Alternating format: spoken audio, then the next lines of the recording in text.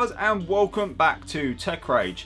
Now, normally I do these intros before I do the unboxing and even touch the product, but now that I've unboxed it and I've got it in my hands, I've had to backtrack on myself a little bit. So this review is going to tell you why I don't like the Nintendo Switch and why, unfortunately, it's going to be going back. Alright, here we go. So we're just going to do a quick unboxing to see what you get inside the box here.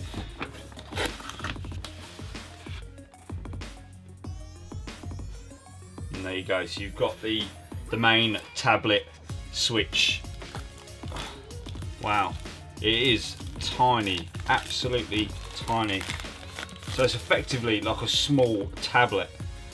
You can see on each side where you slot in the two Joy-Con controllers, which are supplied here. Obviously USB Type-C for the power and communication there. Again, on the back you can see you've got a little kickstand there for you to be able to stand it upright so you can play on the go. Also you've got a micro USB port here and what looks like a couple of speaker grills at the bottom there.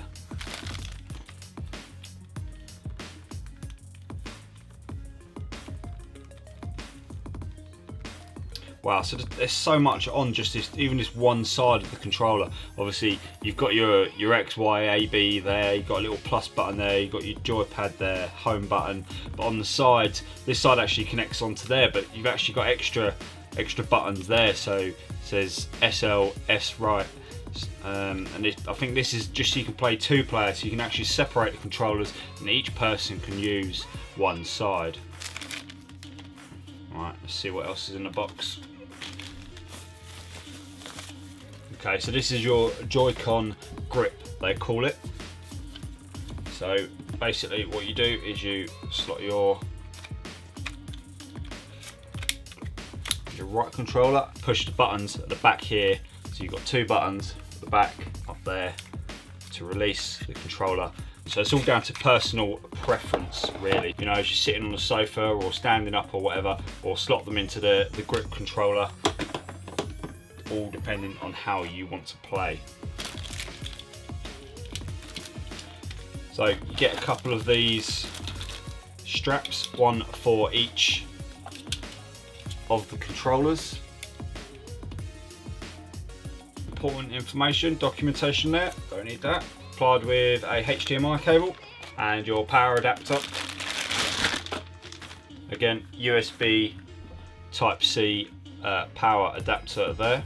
Here's the main bit of kit to connect your Switch to the TV. This is your docking station, base station, you know, and in the back here you can see you've got your AC adapter, which is USB Type-C in. You've got a standard USB 3.0 out and a HDMI out as well. And what you can do with all these cables, keep them all in there, a bit of cable management. They come out of a single slot on the side, covered up, all hidden, nice and neat. That's very nice. A couple more USB ports on the side there. And yep, it's pretty much a straightforward dock. Right, so let's get this thing connected. So like I said, in the back you've got your USB Type-C connection there, HDMI, and I don't need to use the USB at the moment.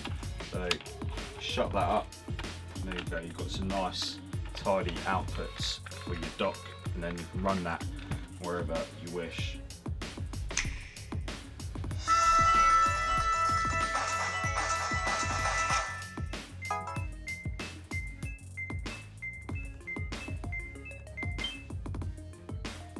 Alright, so let's have a look at these controllers. They call them Joy-Cons.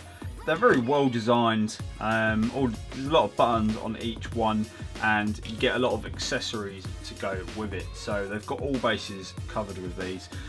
You can get them in the standard grey like I have, or you can get them in blue and red. Yeah, I thought I'd stick with the standard grey for now. Now you do get these little attachments which go on each side, which literally just slot in place there for when you're using them separately, and it extends the side buttons here out a little bit more just so they're a bit easier to hold and a bit bigger to grip as well, and you also get the complimentary strap by Nintendo, so you don't throw it at your dog or your TV or whatever. So as well as the little side bits there, you can use the grip controller here, where you just slide both in place there, and the lights on either side indicate that it is fully connected, and then you get more of a joypad kind of experience there. And it's in the same configuration as the Xbox controller as opposed to the PS4, and everything is pretty straightforward. It does feel like the future of Nintendo's designs, and it does look like they've made a lot of effort and time in the design and the way everything slots together. So I am very impressed with that. Slot them in like that, pull it out, and you're done. Ready. And it's so seamless between slotting this in place and it displaying on the TV. Okay, so as you can see, I've got the switch onto the TV at the moment, and as soon as you lift it up, within what, half a second, you've got it displayed on your tablet screen here. Now the picture resolution is 720p. It's not the full 1080 that you get, but the picture quality is amazing. It's really good, really vivid. The brightness is really good. I'm quite impressed with that as tablets go. You know, I've played with a few tablets and that, and this is definitely one of the higher grade sort of image qualities. The touchscreen seems to work really well. The speakers that are built in, they're quite loud, to be honest, as tablets go. They're a lot louder than my Nvidia Shield tablet that I've got, which, as well as this, is using the new TechRage chipset as well. So yeah, build quality and seamless transition between TV and tablet mode is definitely very impressive. But I just have there's one thing ruining this whole thing for me, which is why I'm not keeping the Nintendo Switch. Alright, so run through everything in the box, how everything goes together. The build quality on this is amazing. Can't knock it. Can't knock it at all. I really like the design. I like the controllers. I like the tablet itself. I like the way the tablet's designed. I like all the features of the tablets. I like how you can interchange the controllers, how seamless it is between tablet mode and TV mode. You can't knock it at all. You know, fair play to Nintendo. I pre-ordered from Nintendo, obviously got shipped straight to me. I didn't think I'd need any games. I thought I'd be able to access something on the online store with no issues at all. I thought maybe it would come with something like my Nintendo Wii did, you know, many years ago. You always got something free to mess about with, or there was something pre-built on it. If you buy this and you expect yourself or your kids or anything to have something to play, then you'll be sorely mistaken, unfortunately. So I didn't think this would be too much of a drama. I thought I'll go and have a look and see what's in the store to buy. And I expected there to be Mario Kart, you know, a couple of sort of the Wii apps, you know, the fitness apps maybe, you know, golf, things like that, because obviously these controllers are effectively Nintendo Wii controllers, but you know, just better. You know, they've upgraded, they've progressed with the technology and everything else, but they've got the same motion sensors and so forth. You know, that's the whole point of having them separate or being able to use them as a controller. But none of that's in there, and there was a select few games, Zelda being the top one, but that was £60, you know, and that's a lot of money to spend on a game that, I'm not saying it's bad, but it's not a top-notch sort of premier game that you'd expect from like a PlayStation or Xbox. So I kind of expected some cheaper options available. There's no media options, you know, like Netflix, Amazon Video. I kind of expected all of that good stuff to be there, like you expect from your consoles these days. You know, I thought maybe the software could have been slightly different. So hardware-wise, you know, 10 out of 10.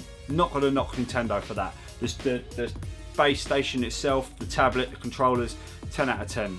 Really impressed with that. But the software, the games available, the media functions that are just not there, sorely disappointed, and for that reason I can't justify paying the same amount for this that I would do on a PS4. that comes with all the bells and whistles and everything else. I know that the Switch is not all about power. The whole point of Nintendo and their Switch and their consoles in general, they don't sort of shout from the rooftops saying, oh, this is the power of this console, oh, this can do this many pixels or that much frame rate. It's all about how much fun can you have.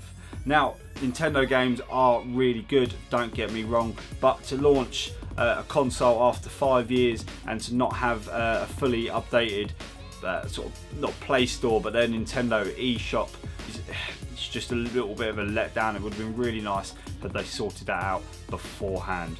So for me, I'm not going to be keeping the Nintendo Switch. In fact, I'm going to switch back to the PlayStation. Okay guys, thanks for watching this review. If you don't agree with some of the things I say, or you've got any news about any things that are coming out, please leave a comment in the description below. All prices and links to get the Nintendo Switch will also be down below. Don't forget to like and subscribe to the channel, and I will see you guys next time.